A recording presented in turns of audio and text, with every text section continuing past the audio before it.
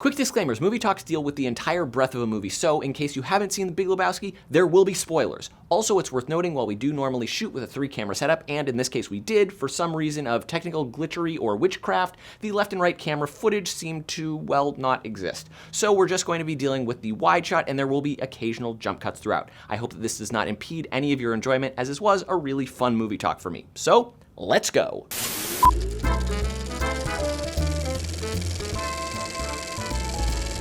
Hey all, welcome to Belated Media Movie Talks, where I speak with a guest of a movie of their choosing. And today, my guest is the wonderful comedian Tyler Phillips of Bath Boys Comedy. Thank you. And we are talking about The Big Lebowski. That's right. You're very appropriately dude-like, and you also came with your own White Russian right before we started. Yes. It's very janky. I had to go to Starbucks to get the ice and the breve to put in there. I don't know how it's going to taste. It's probably going to be abysmal. But what is not abysmal is the movie, The Big Lebowski. How is it? Oh, it's terrible. the drink is terrible. Try it. Oh, this is bad. It's not great. I put way too much Kahlua, way too much rum coffee in this. Yeah. I'm going to be trashed. I'm going to get trashed. Okay, great. So, Big Lebowski is your favorite film. It is my favorite film. It is. I'm going to take these off so that we can connect with each other. Oh, man. Do you feel it now? I do. What is it about Big Lebowski that just, like, gets you? I'm going to say this, and it might stir up some feelings. Okay. I think it is the most well-crafted movie ever. It's brilliant. It is certainly a bold claim. It's bold, italics. But I will say, while rewatching the film, I was very taken by how tightly constructed the whole thing is. It kicks off at a breakneck pace. In 5 minutes, you know, like, you're just in a world of chaos. Dude, the Coen Brothers are so good with this. They show you exactly what the mood is gonna be like from the get-go. It's a tumbleweed, just like tumbling along. They got that old cowboy song playing, and it's just like, this is what the movie's gonna be like. It's just this tumbleweed just like tumbling through Los Angeles, like nowhere in particular where it's going, and it's just like the mood is set perfectly. The thing that I was also really taken by is every single character is so distinctly their own character. Like, yeah. Like in other Coen Brothers films, not to be disparaging to any other Coen Brothers films, right. But Fargo, like the entire town is unified as like a singular character. And even in like No Country for Old Men. No Country for Old Men, or even A Serious Man, like everybody's kind of got like, oh, this sensibility is like a group of people, whereas every single person you meet in Big Lebowski is very much their own incredibly unique, incredibly memorable individual. And it's every character. Yeah. Even like the landlord, like they all. Yeah, the landlord's got the dance show that he wants Marty, to attend. He's so like, yeah, his little dance show, which we see, which right. is perfect. That's the other thing, is everything is like, hey, here's just like a random, what in many cases would be a bit of throwaway information.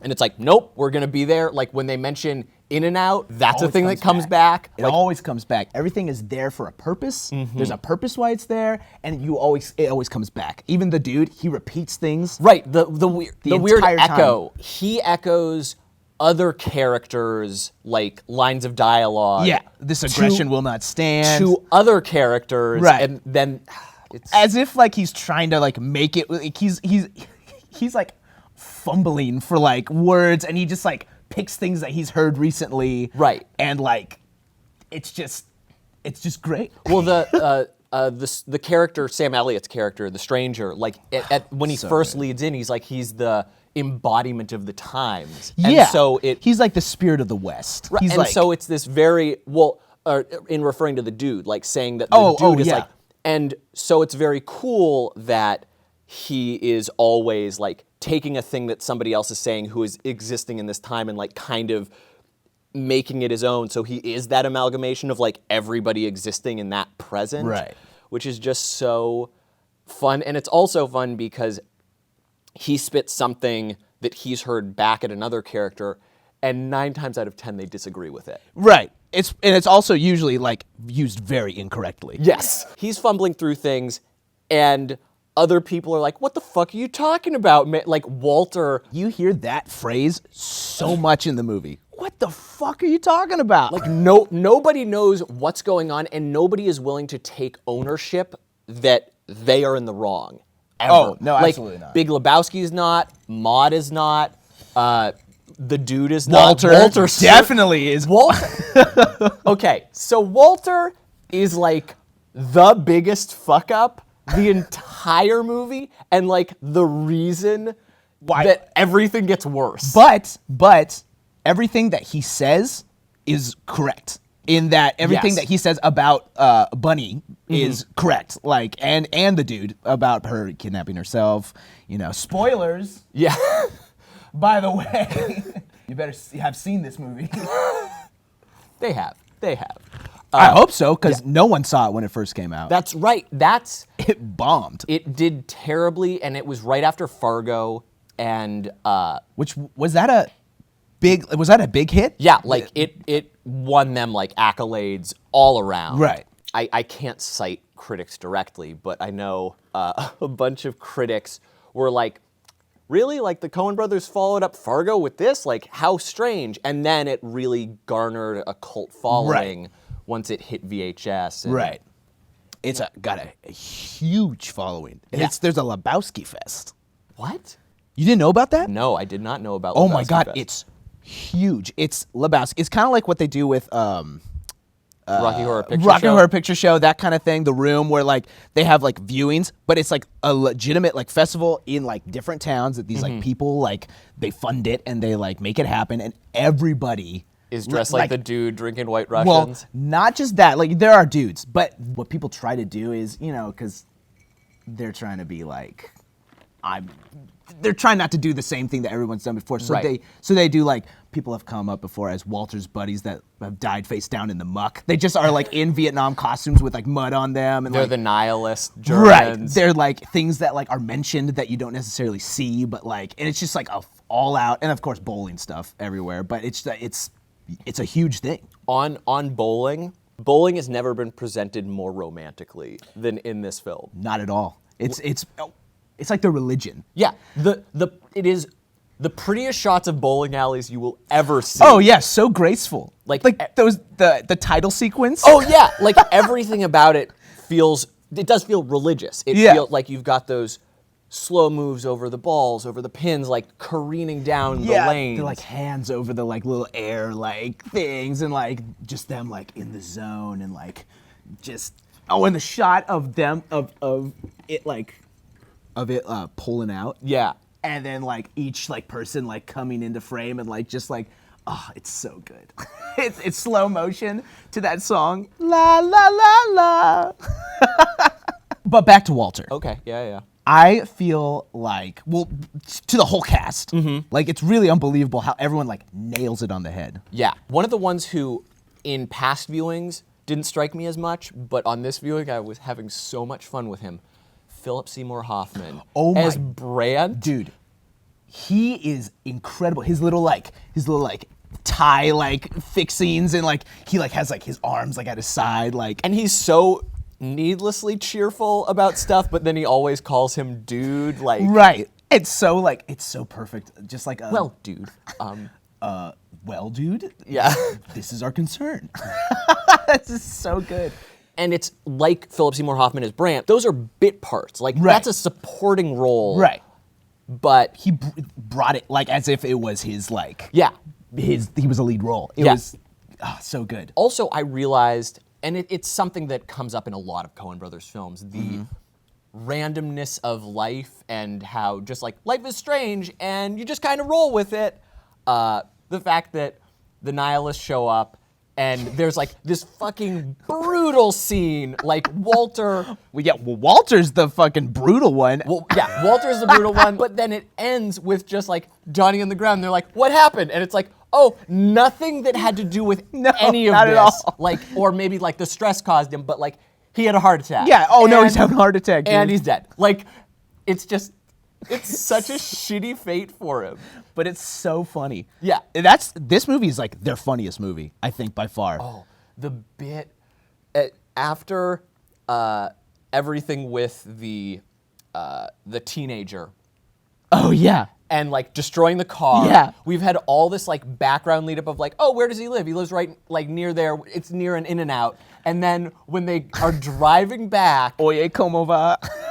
and the burgers come up, like it's so expertly timed. It's just that song is perfect. The brum, brum, brum, brum, brum, brum, brum, brum, brum, brum, brum, and like no windows on in the car. Their hair's all like blowing, and they're just like, yeah. And then the burger comes into frame.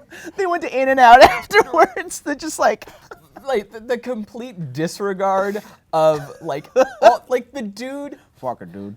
Like the dude has so much stuff just taken from him. It's like the rug, then the second rug, then his car is stolen, then his car is totaled, then his car is set on fire. Like, But that's the thing, dude. He abides. He's just there, and all this chaos happens around him. yeah, all this chaos happens, and it's like you just got to be constant, man. Yeah. You just got to roll with it. Well, what I like is that he is obviously this like, and it's almost like we just know going in that he is a calm like dude, but we see him like get angry and like get frustrated. He unravels. And Walter even says like, calm down, you're being very undude, which is like so obviously he never, I like to think that this is like the only time that he's ever been like this mad about things, and like we get to see that, and that's like kind of special. It like feels special. You know what I mean? Yeah, and it's so wonderful to see him unraveling,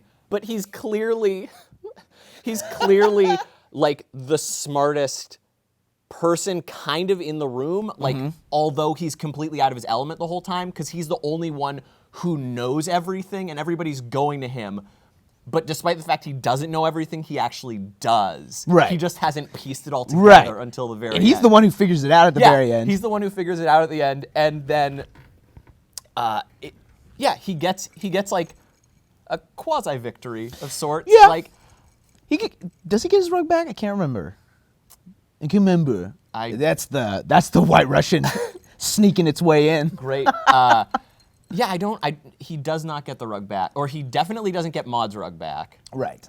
And that's another thing. Mm-hmm. I did not. So the first time I watched Big Lebowski, I don't think I didn't like it, but I just don't think I really like got it. I was the same way. I was just like, okay. I was like, I get that people like this, but why? Yeah, like okay, like it was like, and then the more I watched it, I realized I didn't know that upon my like third viewing, probably I was like, oh, the whole movie is just about him trying to get his rug back. Yeah, that's the whole movie. That's the whole plot, because all this crazy shit happens, and you like forget like his one desire is his rug, because it really tied the room together. Yeah, that's it. Yeah, it's such a good simple motivator, and because he chases that, all this shit goes off, and it's such an excellent inciting incident because it starts off so harmless, but because it matters to him, which informs so much of his character, that we then go on this wild ride where he does unravel a bit. Let's get saucy. To switch gears just a moment. Yeah, let's do it. What are your thoughts on The Stranger? That's funny because I actually I was thinking about it last night while I was watching it, because I reviewed it before, and I was like, why is Sam Elliott there?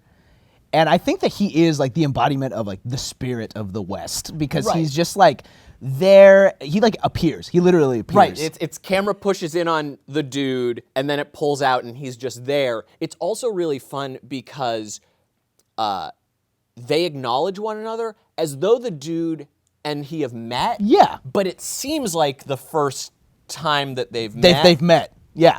Well, I think it's like Sam Elliott is obviously like, he's the narrator, so he knows everybody. He's even at the end, he like talks to us, and Right. he's like, you know, he says his thing. But the dude, I think, just kind of is like that with everybody. People will talk to him, and he's just like, yeah, I guess. Yeah, you'll just start having a conversation with Right. him.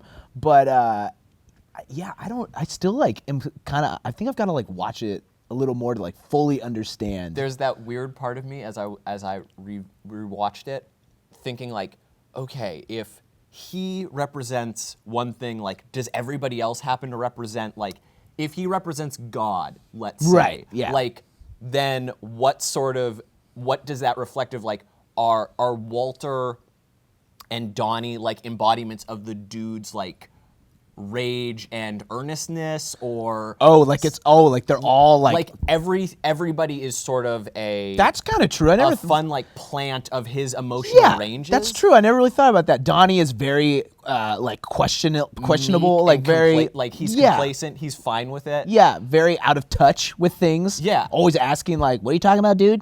Who?" Whereas like I am the Walter- walrus. Yeah. The whole movie is such a fun concoction of characters, and the plot just zips by. Talking about concoctions. Yeah, man. Overall, I really do love this movie, and I can not necessarily say, like you say, boldest, best movie ever, but I can see why you can make those arguments, and you Fuck Citizen Kane. All right. Fuck it. Fuck Citizen Kane. And with that, I'd like to extend a wonderful thank you to Tyler that how we're Phillips ending for it? joining. With me saying fuck Citizen Kane? Yeah, dude. Oh God. With that, I'd like Perfect. to thank Tyler Phillips for joining me on this movie talk. You can check out more from him at Bath Boys Comedy, or any other things you'd like to plug. No. Okay, great. That's about it. Yeah, there should be a Bath Boys Comedy thing above his head at this point, and there should be another movie talk above my head. Of course, you can follow me on Facebook, Twitter, at Belated Media, all that fun stuff, or links in the description for all those videos and links. It's just a bunch of links. Yeah, it's just a flurry of links. It's the internet. There's just links everywhere. Yeah, man. Thank you so much for coming and Of course, joining. Yeah. I'm gonna need a ride home. I can't drive. We never even got to plug our little treats. It's fine. It's okay. I ain't no Sour Patch motherfucker, so.